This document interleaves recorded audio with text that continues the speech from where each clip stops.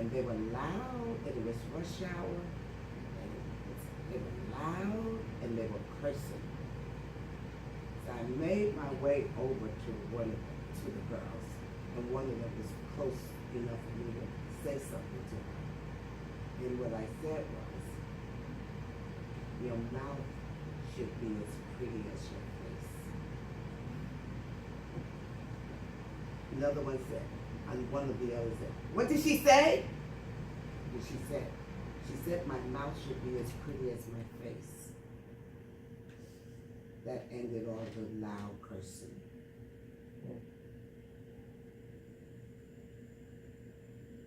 What I knew was they didn't know. Mm-hmm. And throwing oil on fire creates a blizzard, not a blizzard, a blaze, an inferno.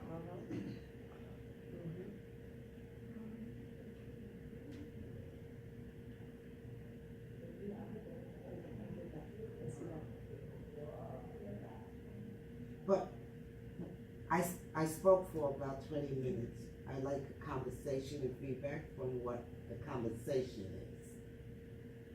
I could relate a lot to what you're saying about religion, but for me, rather than like, okay, I'm done with religion, well, I don't know what your thing was, but what I've noticed is I've learned different things from different religions as I'm more open to learning about. Like I have a friend who's a Hare Krishna, and he's teaching me, and I'm practicing Zen, and I'm starting to see how even with contradictions and different perspectives that they can really coexist, like not just as beliefs, but coexist in the sense that different parts really work.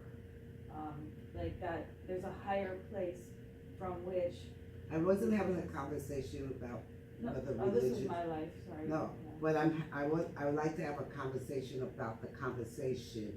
So the conversation was about right, wrong, limited beliefs, and I didn't say any of, and that it's in a box. Right, so I guess what I was saying is like, because this religion's this box and this religion's this box, that the more I'm open to different religions, different views, I guess the box gets bigger, or it starts being such a small box. That's my experience. Or maybe you're creating a circle. Could be, yeah, that sounds right. And all of those religions that you say you practice a little of, they would never think you're part of them. Right, well, no, and I actually don't claim to be part of them. But I'm saying they would never say you're part of them. Right. Yeah. Because you're not. I even say, I'm not Hare Krishna, I just come here for the food and the people. Like, I mean, it's just like, yeah, I mean, they know that I'm not, like, I don't pretend to be, There's some that I have, deeper connections with. They have really good food? Oh, yeah. Let's go there. And also what I heard in both of you and Patty, because I'm reflecting also this morning, and was I making that boy wrong? And I think my initial instinct is to make that person wrong. Then after reflecting, I see, it's just an opportunity for me to show who I am. It's just an opportunity, for me to, even at work, like why is this coming? Because it's testing me to show what am I going to do with it? How will I respond? So in some ways it takes the wrong out, and I see it more as opportunity. So in the course room, as course leaders, we say that the student in the room, and sometimes, I'm real good at it in the course room with the kids. Not so good in the course room called the world. Not so good. Better than many, but not so good. That the student that's giving me, that I'm having a difficult time with, not that they're giving me a difficult time. I'm having a difficult time with this student. I know that that's my teacher in the moment. I don't have that so much with adults, even if I was. That's why I stopped leading mentor trainings and mentor meetings.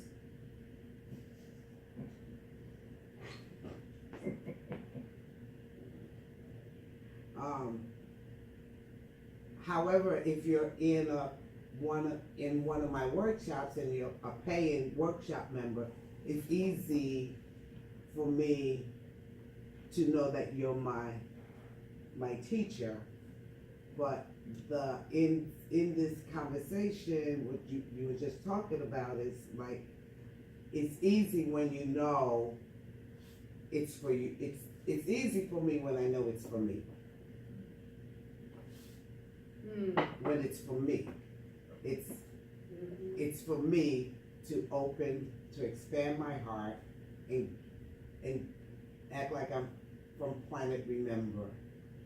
Love everybody, love everybody all the time, love everybody all the time for no reason. Go back to the conversation. So what I'm hearing is that in relationships with young people, anybody in the course, trying to moving to straighten somebody out is an old way of operating. That Father knows best is an old way We of operating. keep telling you, Robert Young was nice. Well, you know that. Wasn't he a nice man? Do you remember? You don't remember the show Father Knows Best? Oh, okay, he was a really nice man. That there is something available with young people that young people bring. This is something Vicki and I were talking about, and all of the digitizing that's going on in the world that's coming. Automated cars and bandwidths that you have to. It looks. Whole world is showing up for these young people that we have that we could think about, but we can't even grasp what they are getting, what we are stepping into, and they are at the forefront of. Actually, that to say is the subway for me. I'm in the subway car on the A train, and no matter where I position myself in the subway car, whether I'm in the first car, the last car, on the right side, on the left side, I'm going to get to the destination that the A train is going. And I have no, that's just the way, that's where I put myself. And I have no, and then there's somebody else on the D train or on the 1 or the 2 train, and they are maneuvering on their train to make something happen, but no matter what they do in that box, the train, it's going to get them to the destination that it's set up to get to. And the opportunity in this work is to actually see that we can dance in many different subway cars, many different trains. We don't have to be limited to one way to make it happen. That everybody brings a way to make it happen, given how they're being brought up or were brought up. I don't know, I'm not following. Then, yeah, so the idea is that there's something meta, there's a meta belief that I hear, Which is? that the belief is we are bigger than all of these institutions. Would you call them religions and so forth?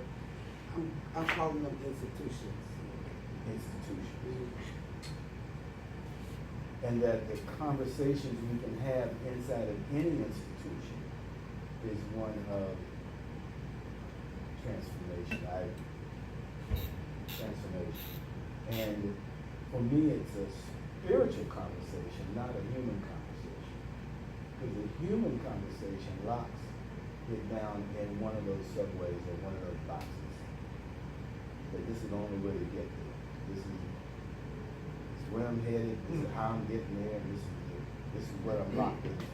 That's the human conversation. Spiritual conversation is I can dance. I can get there by a little bit of this, a little bit of that. I can forge my own way of getting there. Because it's all want to get me there anyway. Okay, so we're saying the same thing, calling it two different things, because that's, when I'm the image and likeness of God, I took this thing called form, and that's what makes me a human being. So but we're saying the same thing.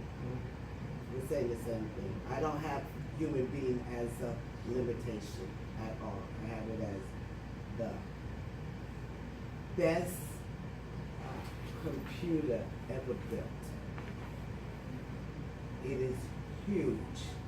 It is the best. It's the biggest. Even the technology people are putting into today, they still need this computer to turn that sucker on.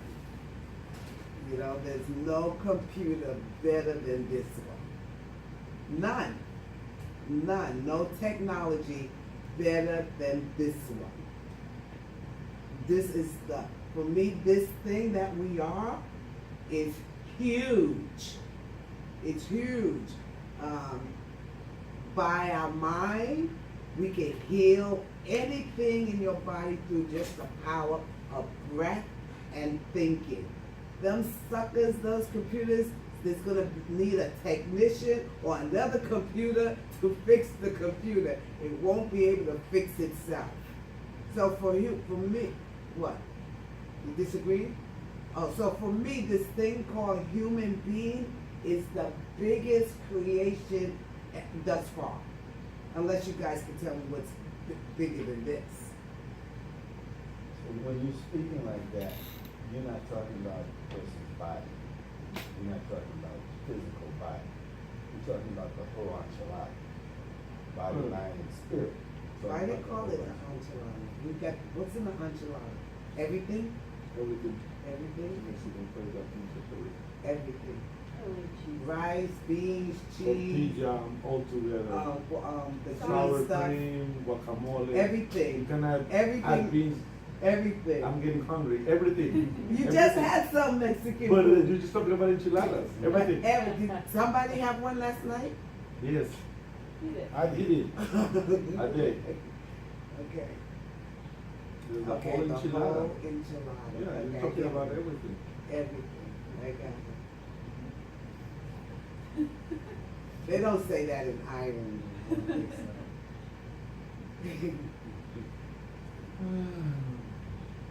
So what else do you do in this conversation? What came up for me that stuck out was that the positioning of getting it right as teachers, that I'm looking for the feedback that I'm looking to get it right. That inside of an institution, I'm looking for the feedback of whatever I did, was that right? Do you want more of that or do you want less of that? And there's some workability there, but the morality of, oh, because I did well at that, that means I'm good.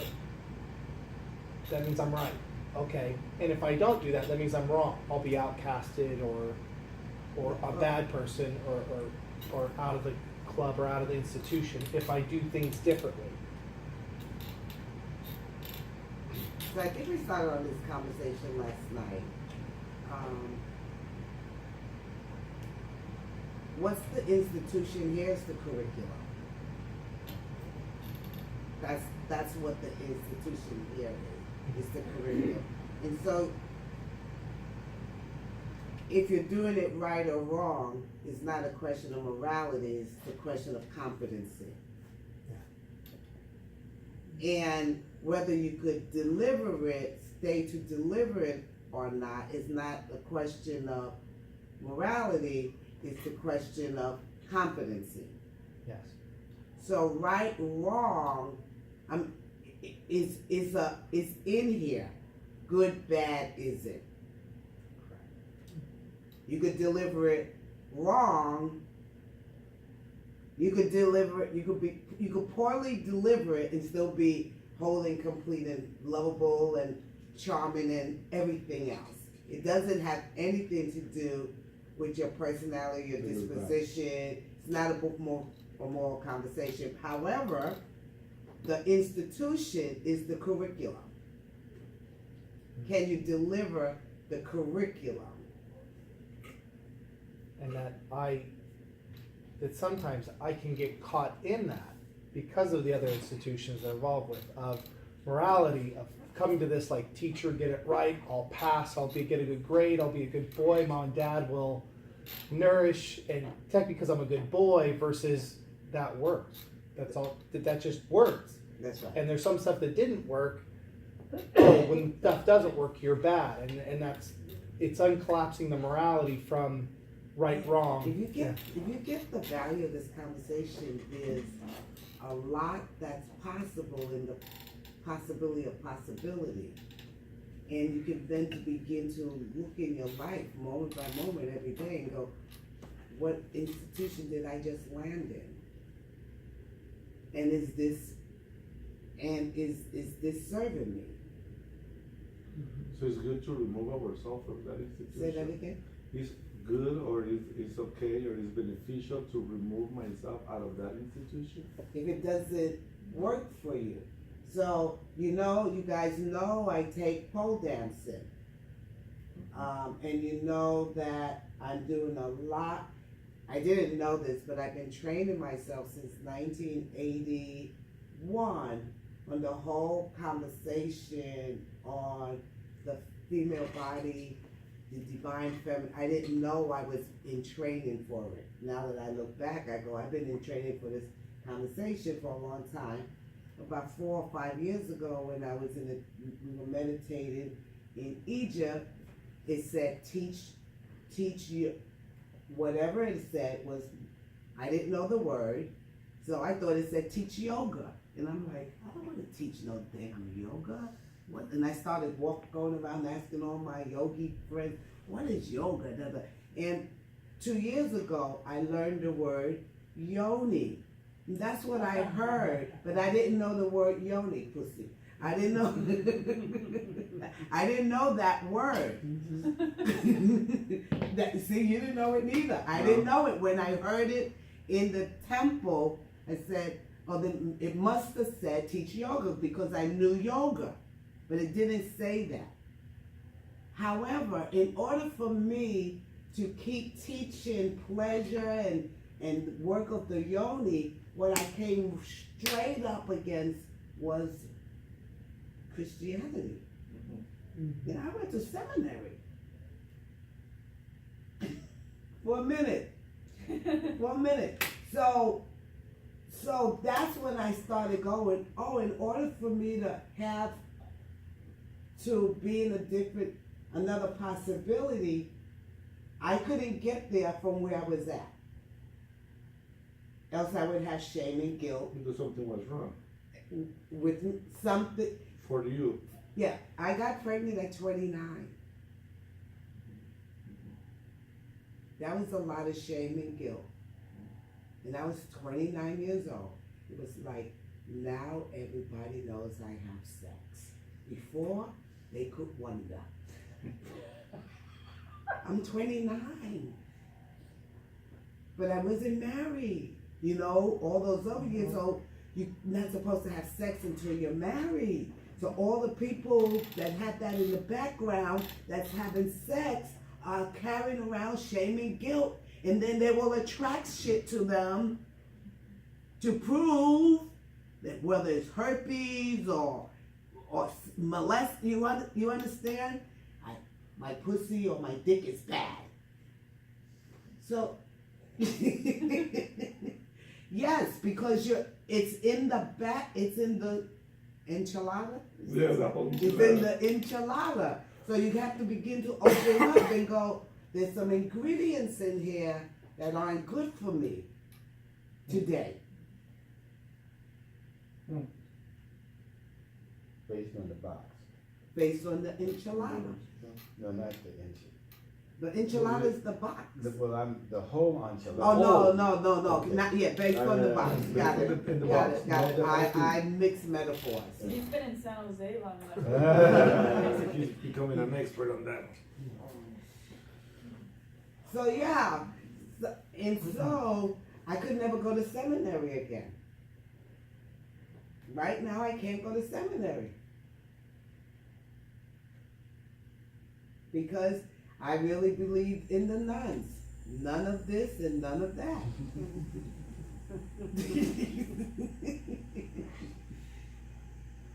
Wow.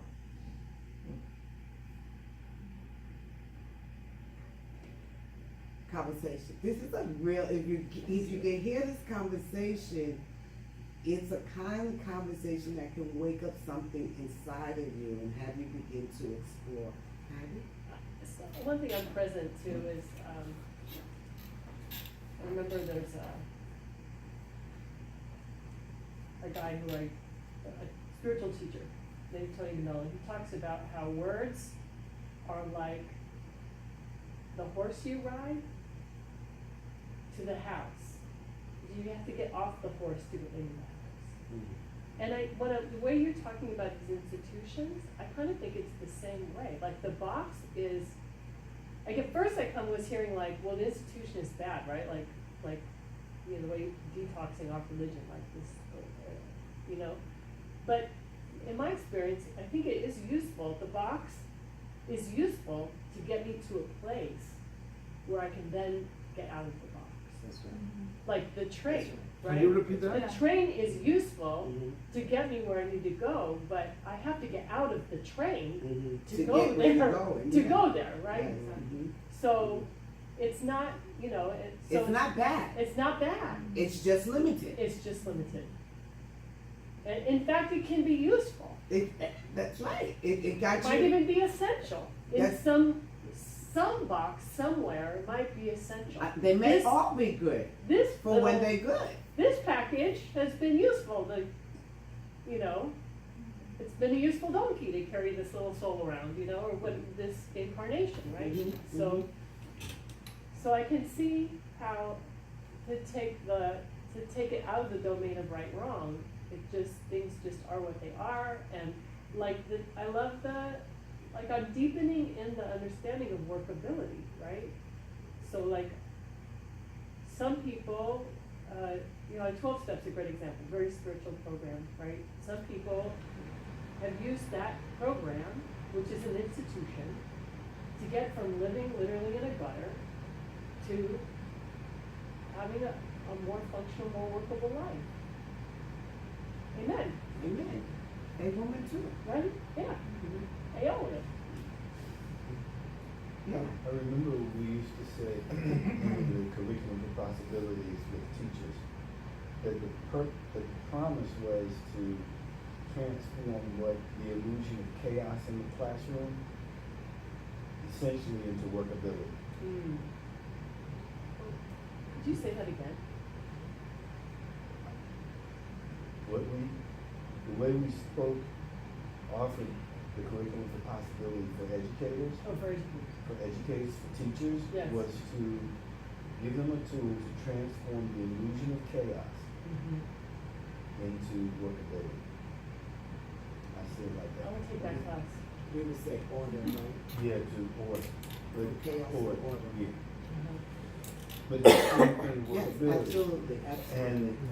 And Because we would teach them how in the first week of school to create the conditions of winning with the students in the classroom.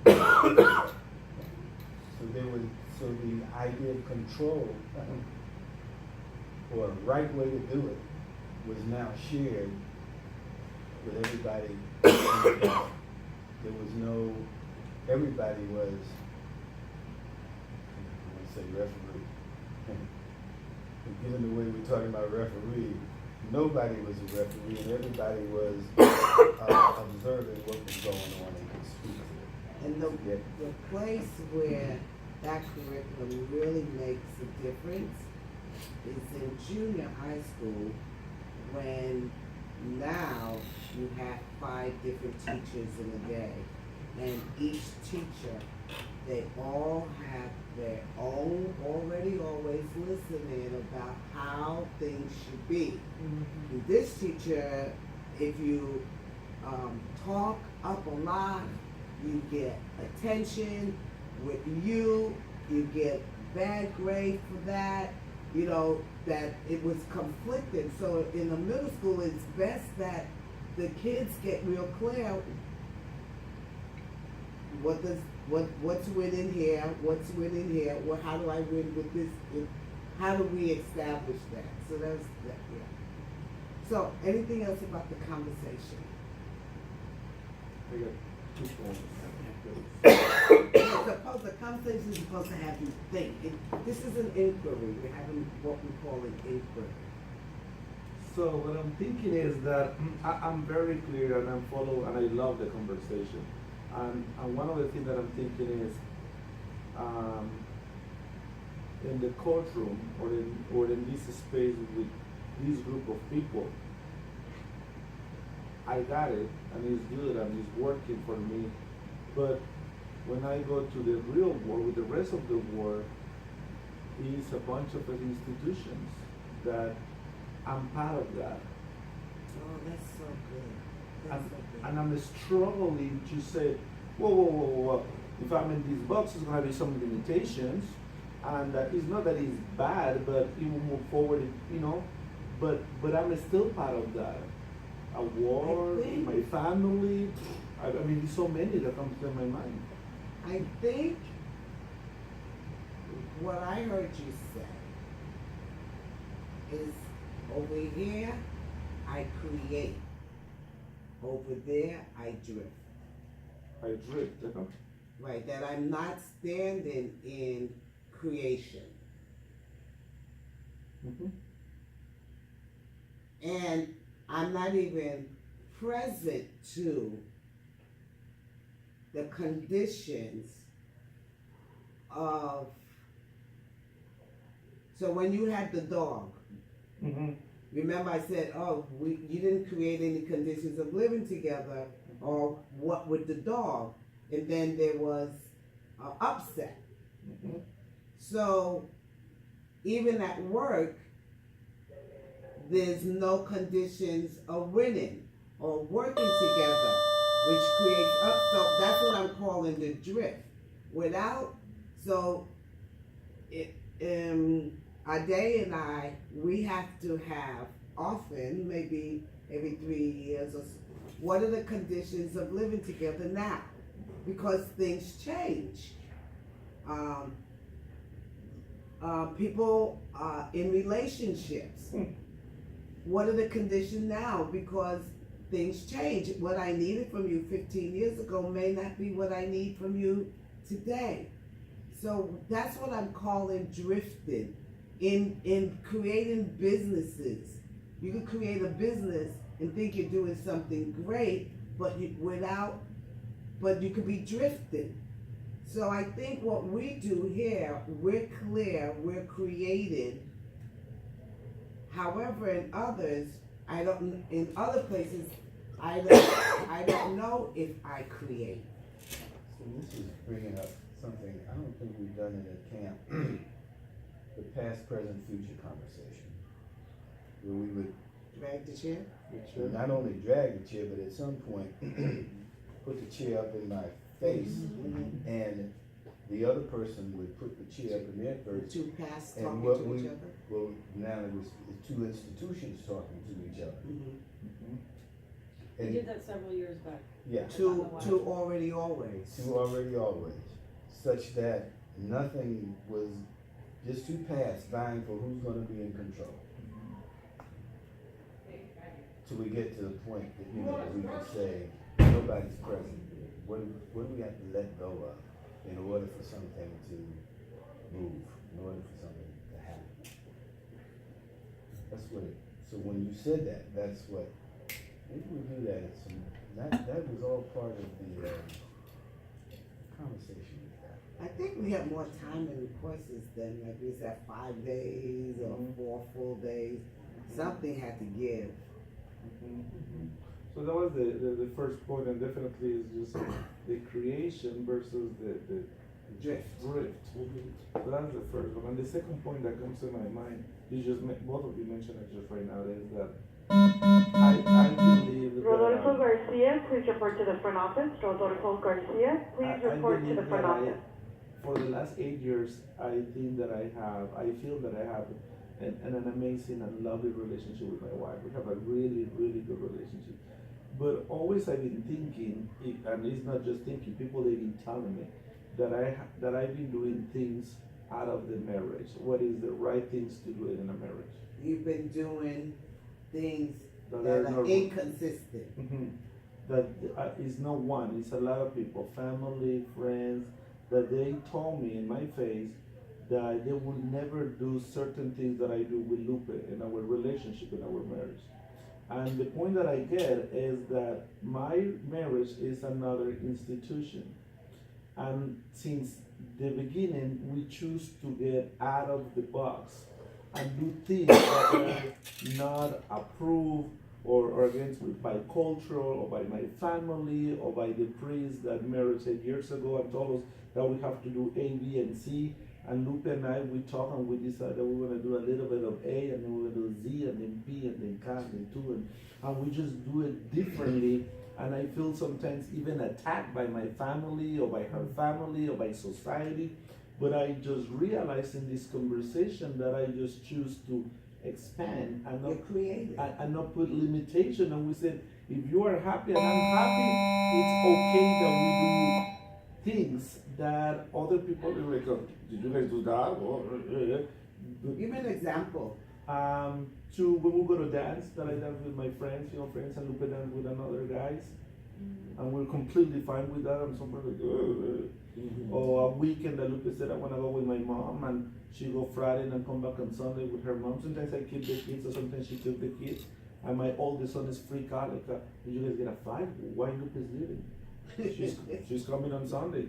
Why did you guys fight? No, she wants to spend 2 nights with her mom, and I have to work. So we do things that my mom, her mom, other people, they say like, what's going on? Nothing. And then just right now, just click like, we just doing outside of the box. It works for us, and other people see it. And I have many things that we do. Like she changed the flat tire, and I said, you're doing all right. Más fuerte, échale ganas, si se puede, go.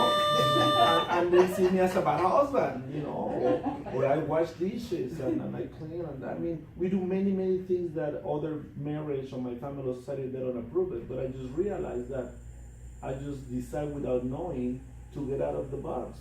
I approve. Thank you. Very much. Having Thanks.